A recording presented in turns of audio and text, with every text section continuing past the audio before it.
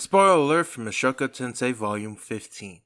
If you haven't read it, then I suggest you do so before continuing on to this video. After being visited by his future self, Rudeus tries to find a way to actually make sure the man god doesn't mess with his family. But little does he know, that is easier said than done. Hello everybody, this is the Anime Bro here, and welcome to another video. And today, I'll be reviewing Mushoku Tensai Volume 15. Now before this video starts, please like, share, and subscribe for more videos just like this. And come back next time as I talk about Volume 16. And now, let's begin the video. So the first thing that I want to talk about is the story. Now Volume 15 is a really good volume. In fact, it is probably up there as one of my favorite volumes. A lot of things happen. You got an amazing fight scene, a good reunion to boot, and you also actually have a lot of build up to the very end. It was a really good volume that had a really good flow to it. You had a problem, you have a solution to the problem, then you try to do the problem, and then eventually you solve the problem. It's a really good volume and definitely one of the best so far. Not only is the flow really good, but we actually get to know a bit more about Orsted, which is a really cool thing. He was this mysterious character that just killed Rudeus for no apparent reason, but after getting to talk to him and know a bit more about him, he becomes a really great character. In fact, one of my favorite characters. And it also shows that he's not really that bad of a guy. He's just a person who is really misunderstood. Alright, now let's talk about some characters. Now honestly, in this volume, there was only 2 characters that I thought needed to be mentioned. And they are really great characters in their right, so I kind of don't feel bad about just limiting this to these 2 characters. One of those characters that I have is Orsted. Now, Orsted is the 100th dragon god that has ever existed. Apparently how dragon gods happen is it's like a reincarnation thing, like Rudeus, and he kind of remembers everything that happened. Now, I totally forgot if this is a title or if there's something else to it, but all that I know is that he's the 100th dragon god that has ever existed. And also another thing we learn is that Orsted hates the man god because he killed his father. And this also kind of explains why Rudeus was killed when he mentioned the man god in front of Orsted. This guy really hates the man god and really wants to stop him at any cost. Another thing that's really interesting is that the man god can't really see him. And what I mean by that is that the man god can see everything. He can see like the past, the present, the future. He knows what's going to happen. But Orsted found a way where he can actually be hidden. And this is actually supposed to help him so that he can make a better future where the man god actually failed. And that is actually a useful ability to have. Of course, we learned that it puts a very big strain on the mana because once you activate this, your mana won't regenerate. And that is a very big exchange for that. And so that's why Rudeus can't use it, because his mana pool is so large that if he does use it, he won't be able to get it back if he actually runs out of mana. And one last final bit is that Orsted can see the future. Now this is actually important because later on in the other volumes, everything that Rudeus does is now dependent on Orsted and what he sees in the future. So everything he's doing is to make sure that the man god fails in this plan. And in order for that plan to actually work, he needs to see the future so that there is a better course for the people whenever the man god comes and attacks them. So that's another interesting fact about Orsted. And then finally, the last character that I want to bring up, one of my favorite characters in this whole series, Eris Great Rat. Now, Eris actually had been in the other volumes, but in the extra chapters, so I didn't really count her as a returning character until she got here facing Orsted. So between this and the time that Eris left Rudeus, she had been training with the sword so that she could actually fight Orsted and actually try to take him out. And even though she had been training so long, her love for Rudeus never changed. She always did this for him and hoped that one day they could reunite and actually have a family together.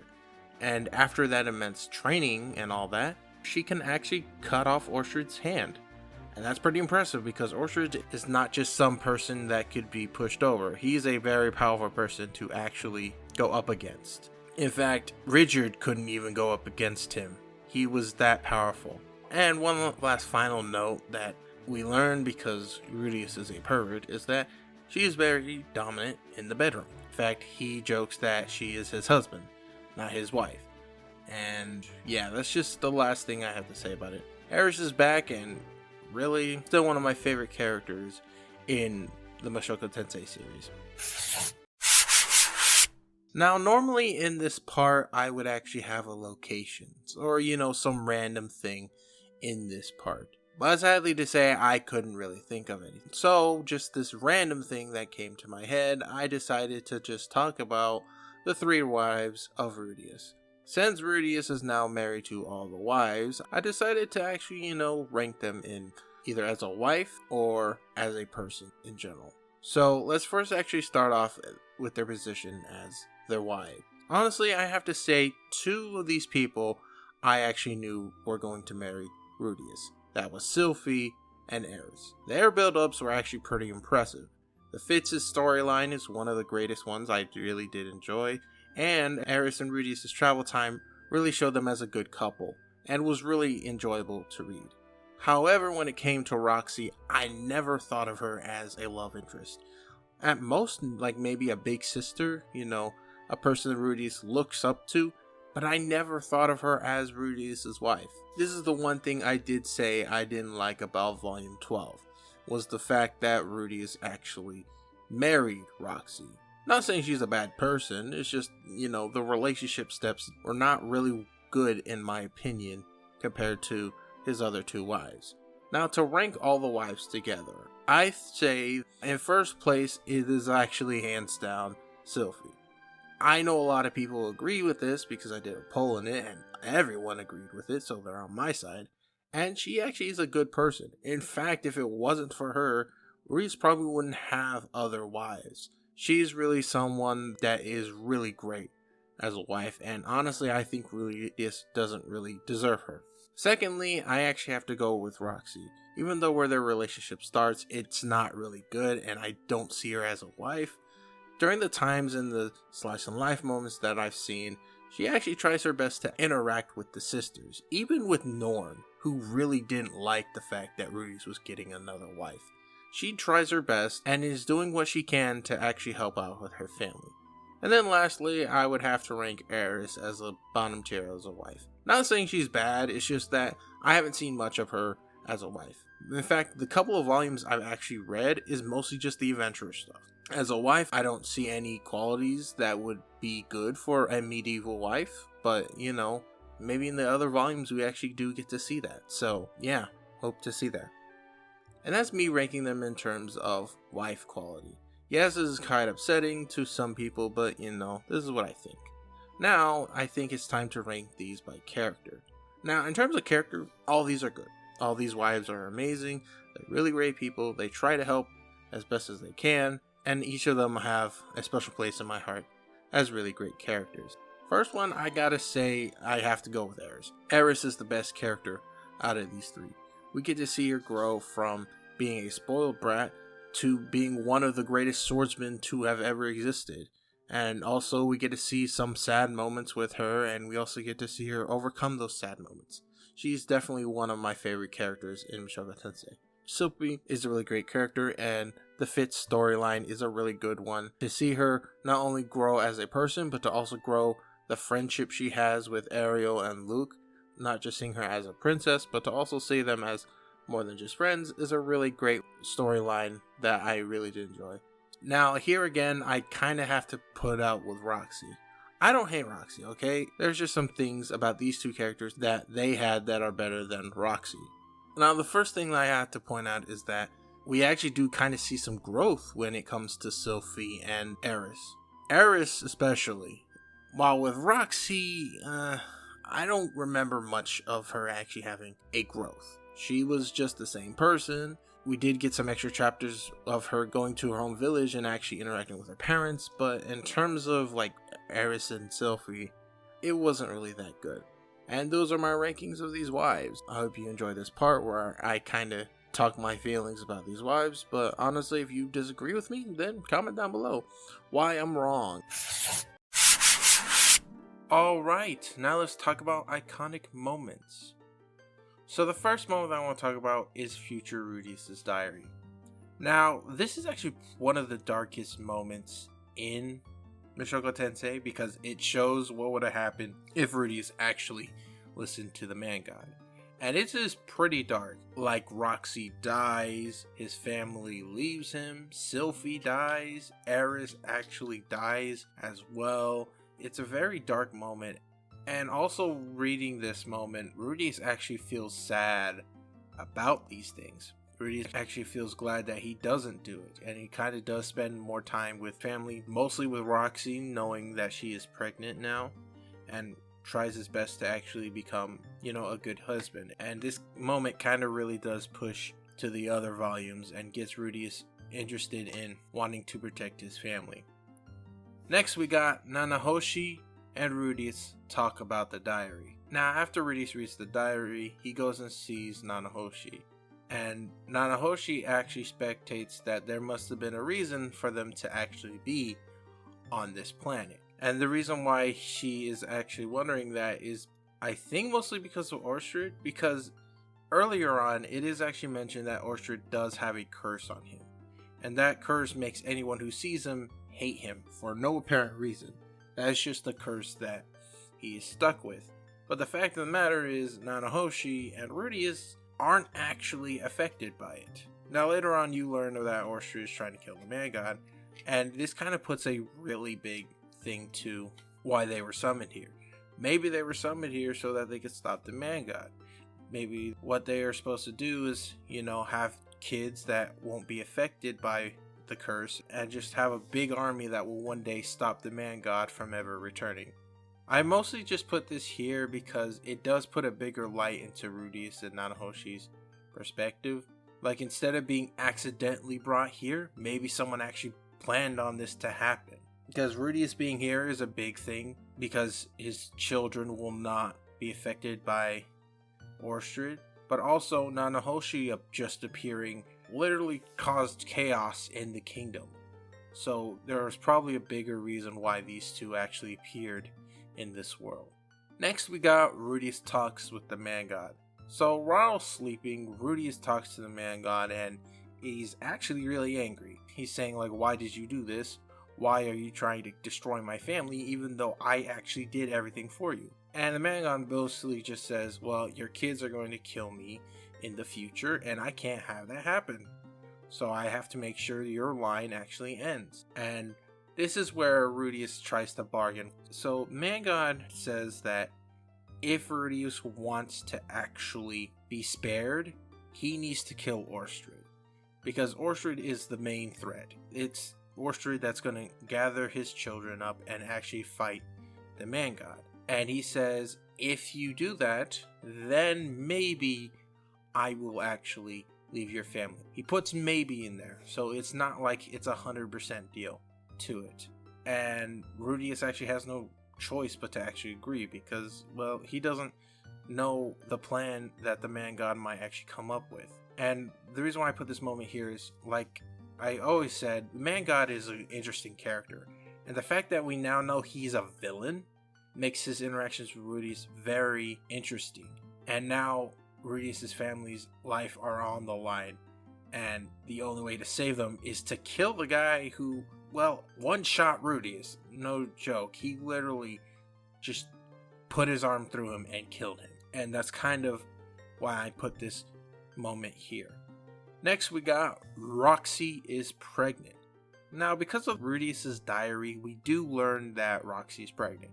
So it's not that big of a deal to us, but it is a big deal to everyone.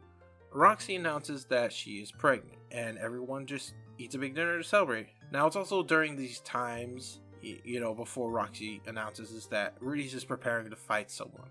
And he goes to them and actually, hugs his wives one last time and says, person he's going to fight is Orsted, a man that a lot of people fear and know how strong. And he's just, spending time with him one last time before he goes in, and no joke, literally will die because this guy's insane.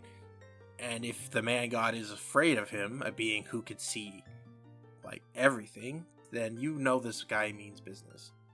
And I put this here on this list because it's a good touching moment for Rudeus' family. The Grey Rat family eats one big dinner together, celebrate Roxy's pregnancy, and have one final dinner before the big fight. Next we got Rudeus versus Orsted. Now, this is a pretty amazing fight. Like, normally I don't really care about the fights, in my opinion, but this fight was pretty big. So, Rudeus is trying to be one step ahead of Orsted, because the only way he's going to kill him is by surprise. So, Rudeus ambushes Orsted after Nanahoshi told him to meet him somewhere. In the beginning, he is winning with his magical suit that he made beforehand. I forgot to mention that. He's actually winning, and it seems like he's about to take down Orsted. But then Orsted goes in, uses more of his powers, and takes him down. And Rudeus is like so desperate to kill Orsted that he is about to blow himself up. But Orsted prevents that from happening, and it's up there that Eris shows up to face him. As Eris shows up to face Orsted, it's here that we see her actually slice Orsted's arm. And it shows that she's actually been doing good since the last time they saw them. And in the end, Rudeus agrees to work with Orsted, knowing that he actually doesn't stand a chance against him, and is trying to find a way to just save his family, because that's all he cares about now. And I do like this moment because it's a lot of interesting things happen. Rudeus gets the upper hand, then he's shot down by Orsted, but also Eris comes in and saves him. A lot of cool things happen, and definitely one of the best fights in Mushoku tensai. Next we got Eris becomes Rudeus' third wife. So Eris lives with Rudeus after the battle, and one thing that Eris is wondering is when Rudeus is going to ask her to become his wife. Now she asks Rudeus if he loves his wives over her, and he says yes. Now it seems like a jerk move, but you gotta understand, this guy's married. If he said, I loved this woman over my wives, that's not a good sign, man. That really is not a good sign. And it's because of this response that she demands a duel so that she could be Rudeus' third wife. Because even after all this time, she loved Rudeus. She doesn't care if she's not his only wife, she just wants to be part of Rudeus' life. And when she demands the duel, instead of fighting, Rudeus just asks her, hey, can you be my third wife? Because even though it's been so long, a good thing about it is that Rudeus actually got closure. He realizes that Eris didn't get her words right when she met Reunited, and that she probably did really love him. But after so long, I do gotta say, I am so glad that Eris is Rudeus' wife, because this was the ship I've always wanted. I finally got it, even though 2 other people got there first, but eventually it happened. I'm really glad that I really got to see this. And also the first night that they spend together, Eris was the dominant one. And I already mentioned that, so that's there. And the reason why I put this here is because, well, like I said, I really wanted this ship to happen, and it finally did. Eris is one of my favorite characters, and is definitely one of the best characters in Mushoku tensai. And then finally, we got Rudeus and Orsted talk. Now, there's nothing much to it. Orsted and Rudeus talk, but Rudeus actually has a silver lining now. While the manga demanded things, and it was actually not really that trustworthy when it came to, what he does, Orsted actually makes a better deal with him. And not only that, but actually kind of finds ways to actually help Rudeus with his family. So in a way, he actually got a better deal by doing this, and is probably something that the manga never thought of. So that was actually kind of a big uh-oh on the manga's point of view. But the reason why I really put this here is that this is actually kind of where the last part of Mushoku tensai kind of begins. Because now, the volumes afterwards are probably just going to be about taking down the man god. And the first volume afterwards actually talks about, the first step of taking down the man god. And this is definitely like the beginning of Rudeus and Orsted's plan to take down the man god. And that's all I have to say about it.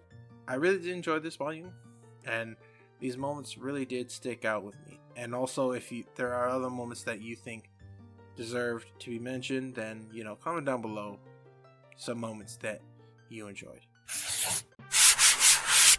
Alright, now let's end this video. So if I were to rank this volume, I would honestly rank it an A. A lot of good things happened. A good reunion, a good story, a good flow. We even got some pretty crazy world building, and we got an introduction to a new character. Well, okay, not really a new character, but a new side to this character. And also, it seems like the story will be going into an interesting direction now that Orsted turns out to be a good guy. I really couldn't think of anything wrong about this volume. I even actually had some moments where I kind of did feel like I can root for Rudeus.